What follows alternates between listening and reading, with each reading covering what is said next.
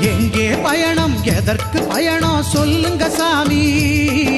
சபரிமலைக்கு புனித பயணம் போறோம் சாமி. எங்கே பயணம் எதற்கு பயணம் சொல்லுங்க சாமி.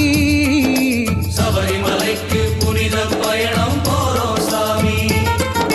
யாரை காண சொல்லுங்க சாமி. ஹரிஹர புத்திரன் ஐயனை காண போறோம் சாமி. ஹரிஹர புத்திரன் ஐயனை காண போறோம் சாமி. எங்கே பயணம் எதற்கு பயணம் சொல்லுங்க சாமி.